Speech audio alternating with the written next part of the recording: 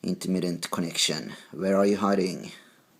But I have to say that I'm a little bit concerned by the fact that we only have 4.2 volts there. Well, down to 4.2 now. I think we had 4.3 or something earlier. Anyway, we're down to 4.2 volts there now, although on the other motherboard we had 5 volts there, and that is a bit strange, I think. How about this point here? Here this would be the supply for the video DAC, right at that capacitor. 4.9 or so, so that's much better, more like it should be. But that is strange, because these 2 points should be connected to the same supply net, so it shouldn't be like that. Let me check a few things here. I know that this supply is going through a Ferrite bead, so let me check this Ferrite bead here. On this side, 4.9 still, okay, that's cool. This side, okay, Why do we have a voltage drop across that Ferrite bead? Could it be that this Ferrite bead has turned into a resistor? Power off and resistance check. Okay, now when checking for resistance on a motherboard like this, it's important to disconnect all cables hooked up to any kind of device running on some sort of external power, like for example my power supply and my TV here, because even if those units are turned off, there might still be some leakage current coming into the board, which might then interfere with the resistance measurement. So let's take a look here. Okay, hello Mr. FB401B.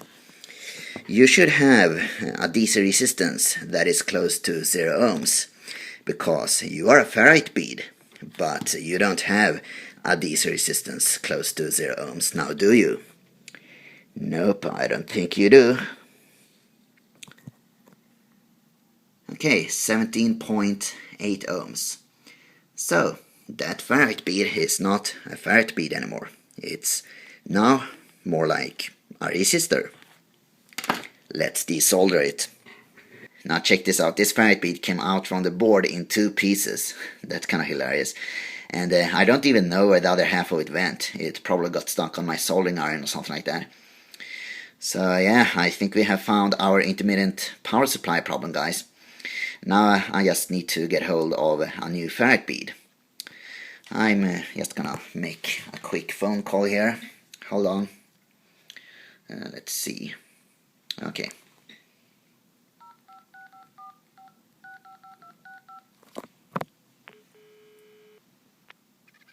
Hello? Is this the headquarters of Commodore International? Okay, great. My name is Thomas. I wish to speak to Mr. Jack Trammell, please. Okay, thank you. They put me on hold for just a little. Oh, hello? Is this Mr. Jack Trammell? Yes. Okay, great. My name is Thomas. I have an Amiga 1200 motherboard here with a broken Ferrite bead, and I'm just wondering if there's any warranty on these motherboards, and if so, could you please send me a new Ferrite bead to the following Hello? Hello? Mr. Trammell? Hello? Oh, shit. Oh, well. I guess I cannot expect a new Ferrite bead in my mailbox anytime soon. Do I have to do everything by myself? Oh, well, I will just have a look in my drawer then. Things are not going very well for me today, are they? Okay. Okay. Let's see here. Ferrite bead, Ferrite bead. Springs. It's very tempting, but no, let's not solder a spring in there. Oh, Ferrite bead. Woohoo! Oh, another ferrite bead. Woohoo! Okay. Now, unfortunately, I don't have a ferrite bead at home that is of the exact same package size as the ones being used on the motherboard, like this one, for example. But what I do have at home are these two types. This one here is in a 1206 package. It has a DC resistance of 0.3 ohms and an impedance of 600 ohms at 100 megahertz, and its rated current is half an amp. And this type here is in an 1812 package, although they have written 1206 here, but that is obviously wrong since this package is slightly larger than this one. And its rated DC resistance is 0.3 ohms, just like this one, and it has a slightly lower rated impedance of 120 ohms at 100 megahertz. This one is in a slightly larger package, so it would make sense to me that this type would then have a slightly larger current rating than this one, but that is actually not the case, because this is rated at 300 milliamps and this is rated at half an amp. So there is no reason, as far as I can see it, to choose this type instead of this type. And also this one is rated at 600 ohms here at 100 megahertz, whereas this is rated at 120 ohms at the same frequency. So this one has slightly higher filtering capabilities as well. So I'm gonna choose this one and put it on the motherboard. Oh man, I'm such an idiot. Guess what I just did? I was gonna probe the supply pin here at the video DAC, and of course I happened to short out the supply pin with my probe to, I don't know, some other pin close by, and I busted the freaking video DAC. Oh, I'm such an idiot. Okay, check this out. Red works fine. Green works fine. Blue, nothing. Oh, man. Oh, facepalm, facepalm. And yeah, I know it's the video DAC. I already tested that. We got incoming from Lisa to the video DAC. All those signals are working fine. And I also checked for resistance between the analog output pins here at the video DAC and the 3 RGB pins here at this connector. And of course I double checked the blue one.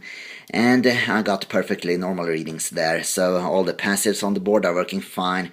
And oh man, I busted the freaking video DAC. Idiot, idiot, idiot. Oh, facepalm, facepalm, facepalm. Oh man, it's so unnecessary. Really.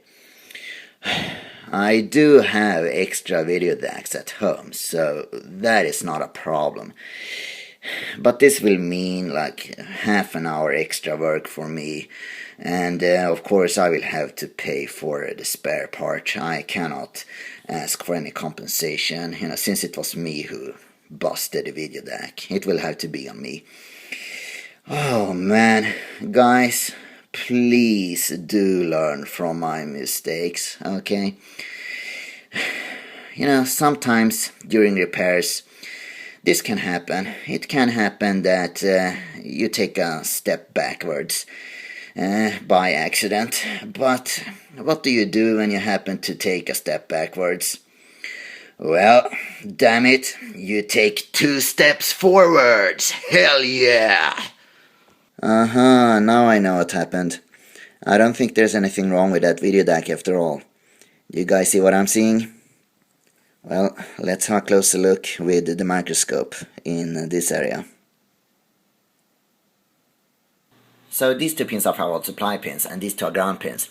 Now what happened was that I was probing this pin in order to check the supply voltage, and then suddenly, oops, I accidentally shorted these 2 pins out.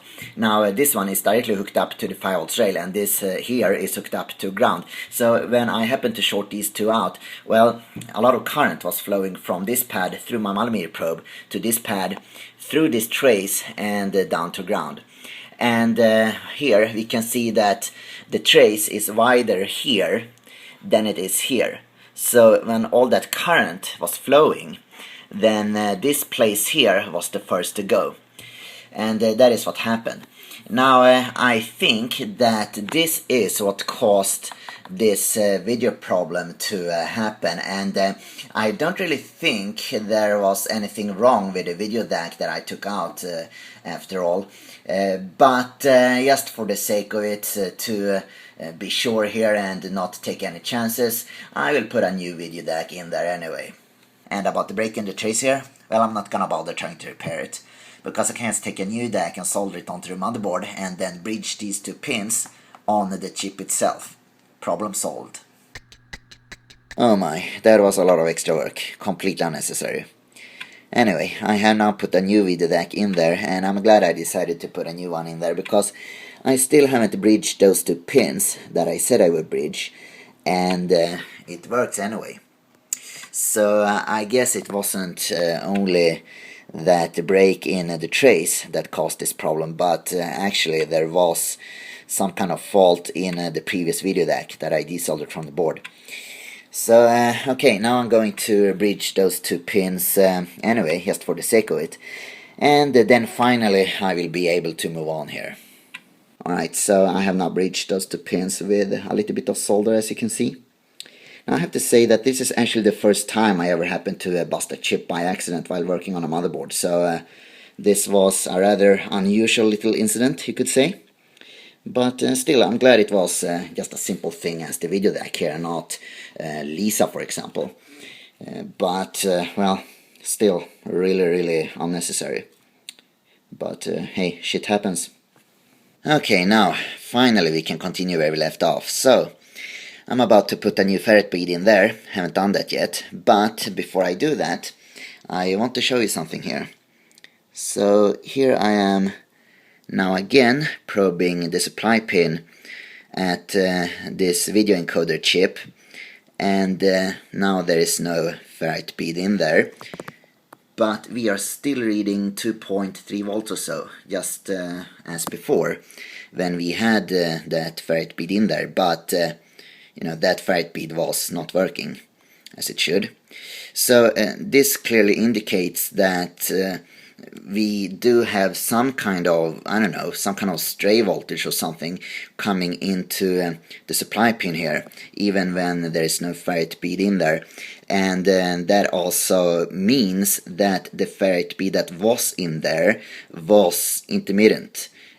Sometimes it was completely cut off, and sometimes it did conduct electricity and was powering this video encoder chip. And also the RF modulator, because that is something I want to show you here. If I probe the supply pin at the RF modulator here, we're also getting 2.3 volts or so, so that is the same voltage. So the video encoder chip and the RF modulator, they are both powered through the ferrite bead here. But the video DAC, well, I'm not gonna probe the pins at the video DAC again, no way. But I can probe this decoupling cap for the video DAC. So here we have the supply voltage for the video DAC, and that is reading 4.9 volts or so now, because the video DAC is powered directly from the 5 volts rail, whereas the video encoder and the RF modulator, like I said, they are powered through, well, we have the 5 volts rail coming to this point, I think, and then it goes, it's going through the ferrite bead to this point, and then off to the RF modulator and the video encoder. Yep, 5 volts coming in here, and it's then going through the ferrite bead and powering the video encoder and the RF modulator. And if you're wondering how much current the video encoder and RF modulator is drawing, well, 39 milliamps or so. And of course, when I have my probes here, we're getting a picture through composite video, because the video encoder is receiving power now through my meter. And when I remove my probes, then picture goes away.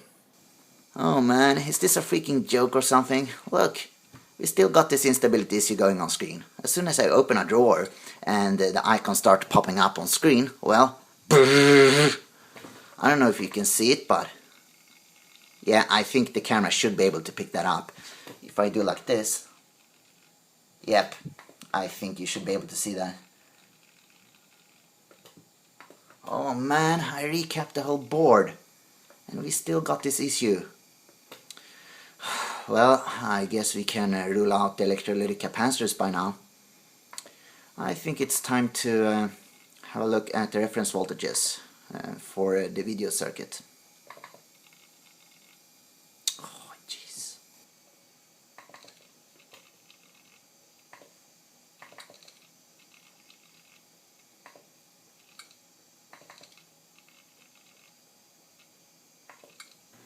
And it seems like there are only two capacitors in the circuit that has to do with the reference voltages for the video DAC. So I'm gonna have a look at these two capacitors and see if they are okay. And here, this reference white voltage, well, that is at the ground potential, so that shouldn't cause any problems. Maybe this one here at pin 16, or is it 18? 18 maybe? Yeah, 18. I think, yeah, this is 16, this is 18, so let's have a look. That would be over here, VREF. So I'm definitely gonna have a look at that with a scope and also check these two caps, I think. Well, I'm gonna check all these pins with a scope. I might just as well do that. So, back to the bench. Now here's something kind of interesting I found on the English Amiga board. Screen flickers when flop is active. Okay, so this is basically the same kind of problem. When the flopper die is active, it's drawing more current, and that is creating a small fluctuation in the supply voltage, which is then being coupled into the video circuit. Now this is, according to this thread, a known problem on some revisions of the Amiga 1200 motherboard, and down here, if we scroll down a bit here, someone has mentioned that there is a fix for this problem available on Aminet. So if I click on this link, then here we can see that we have two files in this package, and here is an image file, and I have already downloaded this. So if I click, let's see, here we have it. So this person who made this fix, he has suggested that we just add a little bit of capacitance here between these 2 points right here to the left of the video DAC. So we should add a 2.2 to 5 microfarads capacitor in there between these 2 points here. And yeah, I guess I could just take the brutal approach and just do that. Just add capacitance until the voltage stabilizes there. But I still want to check whether or not these two capacitors are okay, so I'm gonna start by doing just that. Now before I desolder these two capacitors and check them out the circuit, I thought I would just probe these 4 pins on the video DAC while I'm opening a drawer here and the icons are popping up on screen. So the scope is set to AC coupling and 10 millivolts per division. Okay, here we go. Video DAC pin 16. And you're gonna hear on the hard disk when I'm opening drawers here on the workbench screen. You're gonna hear the hard disk loading. Okay, pin 16, and here we go. Well, that was not that bad. Okay, pin 17, and here we go. Let's see, okay, pin 17. Whoa, let's have a look at that again. Yep, got a problem there. Okay, pin 18. Here we go. Yep, same thing there. Okay, again, pin 18.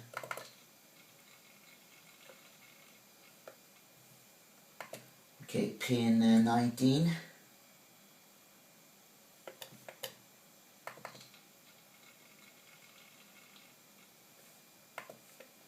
Again, pin 19.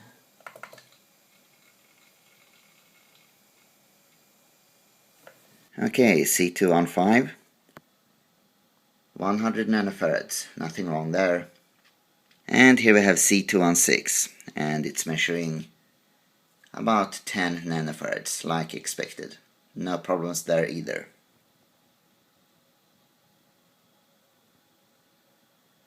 So apparently there isn't anything wrong with any of those two capacitors that I just checked out the circuit. And because of that I have now soldered them back onto the board again. But what about this little fix here? You know, this guide I just downloaded from Aminet. It's telling us to put a capacitor between these 2 points here, like that. And the left one out of those two, this one here, that is ground, and the right one here is going to this pin at the video deck, and that is going to my oscilloscope probe here. I have this mini clip hooked up to it because I'm going to probe it, and what I'm gonna do here is just to experiment a little bit with different values of capacitors, and I'm gonna put different values in there and see how much capacitance is needed in order to smooth out that reference voltage completely. Alright, so the scope is now set to 20 millivolts per division, and let me start with no capacitor at all in there. Here we go.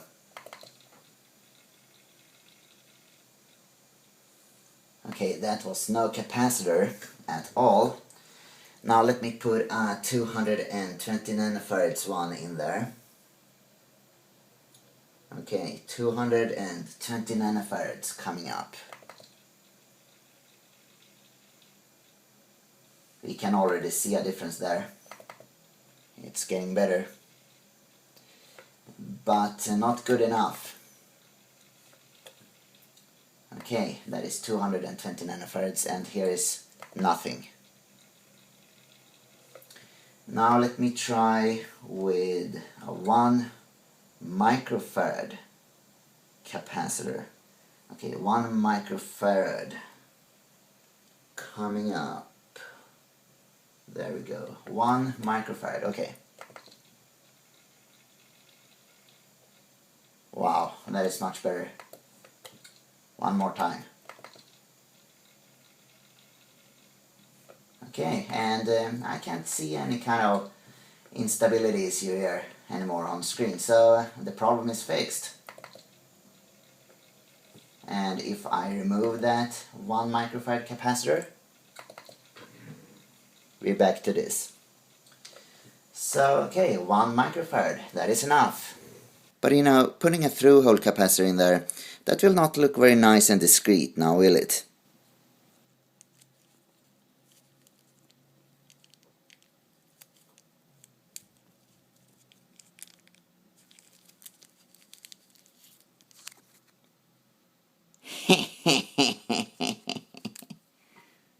Alright, cool, there we are, problem solved. Okay, now let's have a look again here. Pin 16.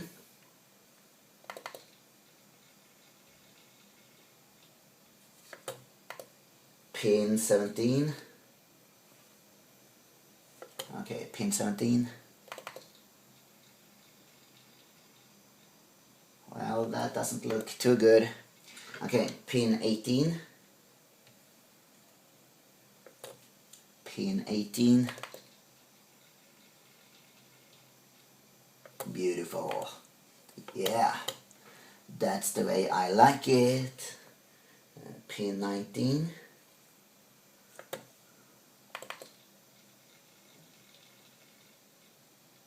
Cool. Alright. So, pin 17 here. Still got some kind of problem. Okay, now let me check the same thing and compare here with a working motherboard I have. This is also revision 1D4, so the same revision as the one I'm working on. Now, let's see here. Is this motherboard doing the same thing? Well, let's take a look. Pin 16. There we go. Okay, now, pin 16. Okay, looks fine. Pin 17.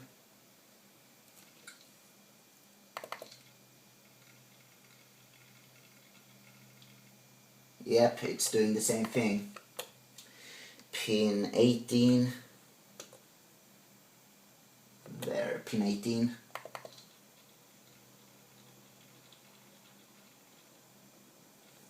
And pin 19.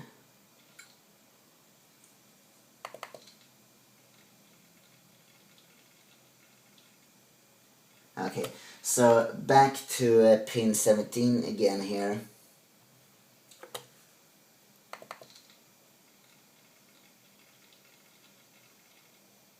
Yep, it's definitely doing the same thing. Okay, so then I guess I shouldn't have to worry about that. Alright, so I guess that's it then. Everything works fine now with this motherboard. Now it's connected here through RGB and we're getting a nice and stable picture here. No flickering when I open drawers. Everything works just fine. The picture is stable. And we got all colors working fine here. All colors are responding fine, no problems. And the floppy drive working fine.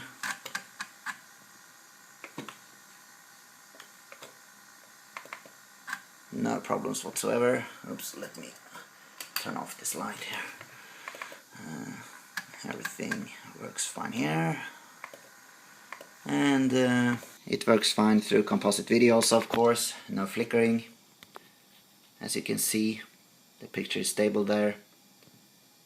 And through RF, it works fine as well.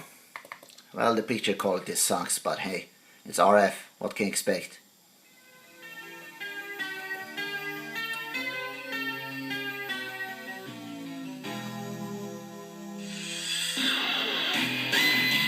And we got some audio going here also.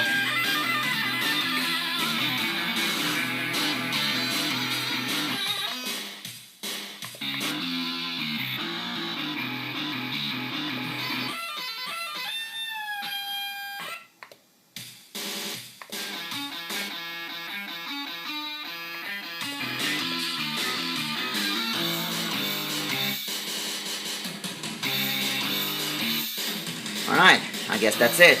Thanks for watching, guys. See you later.